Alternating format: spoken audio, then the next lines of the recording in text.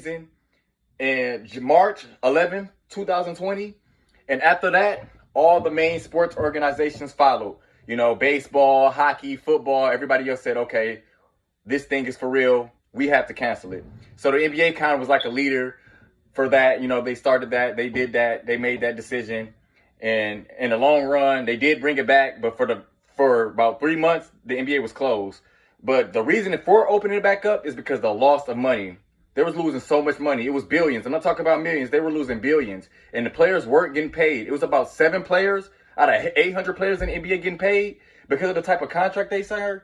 The players get paid by the games, the games that they play, each game. So if you're not playing a game, you're not getting paid. So a lot of people were getting hurt financially and were complaining about how they wanted to get back to work. So Adam Silver, the NBA's commissioner, he created this thing called the bubble, the NBA bubble, just so the season can be back. They can finish off the season because they were just about to lead into the playoffs before the season started. I believe it was about 15 games.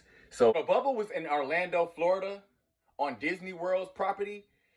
Each team had their own time where they were able to practice because they didn't want to have everybody in the building or in a practice facility at one time. So everybody had their own time frame to avoid the COVID spreading more than what it already is. Also, players who were on the bench, who wasn't playing, coaches, trainers, people like that, they were all 6 feet and everybody had a mask on to prevent the disease from spreading.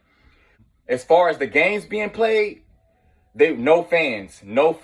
Everything was digital. The fans that were there were on screen, TV screens that they had sitting where the fans would be at. At first, I was against bringing the NBA back because the health issue that was going on with COVID-19, and it was just spreading. So I didn't think it was the smartest thing to do. But I do agree with this method because I love basketball. And when they shut the NBA down, it was hard for me not to have anything to watch.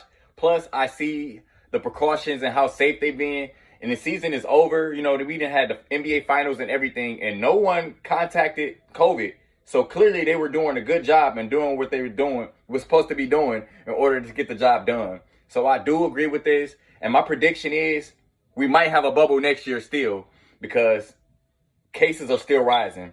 And I don't see fans being in the NBA games anytime soon. So yeah, that's my prediction is the bubble. The idea was so smart. And I feel like other organizations, as far as like baseball, football, all the main sports should take notes and do what Adam Silver did to the NBA as far as bringing them back safely and being able to still do what you love safely and still entertain the fans safely. So I feel like that was a good representation of what's really finna be the future of the sports world.